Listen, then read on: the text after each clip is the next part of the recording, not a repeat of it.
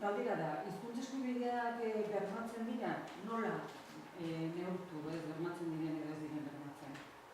Gure ustez, hizkuntza eskubideen egoeraren neurgailurik egokiena euskaraz bizi nahi duten herritarren bizipenak dira. Eta hoxe da, hain zuzen ere, hizkuntza eskubideen behatokiak euskararen telefonoa akilari zerbitzuaren bidez jasotzen duena, ez? 17 urte honetan, aurreko urteetan bezalaxe, tristura, frustrazioa, haserrea, amorrua, mina adierazi dute herritarrek, ez? Gaizki tratatuak sentitu dira, baztertuak, bigarren mailako herritar bezala tratatuak, horrelako sentipenak, ez? Helarazi dizkigute. Euskal hiztunei sistematikoki urratzen zaizkigula eskubideak, askotan ez urraketa ez da eskubidearen soilik, eskubidearekin batera legeak ere urratu egiten dira, ez? Osasungintzan oso oinarrizkoa da herritarren hizkuntza bermatzea, konfiantzazko harreman bat landu ahal izateko profesionalekin eta beharrezkoa baita herritarra eroso sentitu dadila. Eta herritarraren hizkuntza autua ez bada bermatzen, herritarra nahiko babes gabe sentitzen da eta osasun arretaren kalitate hori baldintzatua izaten da. Ertzainek ahaztuta funtzio publiko, zerbitzua ematen ari diren funtzionario publikoak diren partetik bete behar batzuk dituztela eta ezin dituztela haien eskubidea pertsonalak herritarren eskubideen gainetik jarri. Polizia etxe, herritarrentzako arreta gune, trafikoarekin lotutako jardueretan, gaztelania eta frantsesa dira lehentasunezko hizkuntzak eta erabateko bermea eskaintzen duten bakarrak, ez?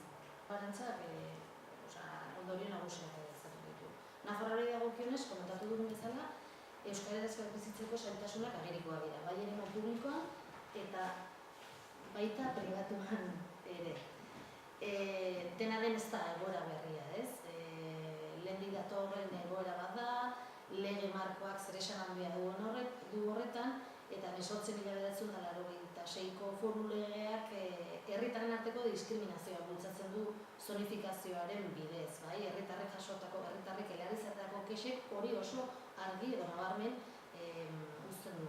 Baina gero herritarrak ere mugitzen direnean, baztango herritar batek jotzen duenean, iruni herrira, osasun zerbitzutara edo justizia administrazio edo delakora, berez dituen hizkuntza eskubide horiek urratuta izaten ditu. Lege berri baten beharra dagoela iruditzen zaigu, injustizia zuzenduko dituena, herritarren ongizatea bermatuko duena, berdintasuna, nafar guztioi eskubideetan berdin egingo gaituena, garbi dugu legea oinarrizkoa dela, gero baliabideak jarri beharko zaizkiola lege horri eta plangintzak egin beharko direla, baina berez urte asko pasa dira 96ko legea egin zenetik eta bistan da diskriminazio edo bereizkeria handia dagoela herritarren artean.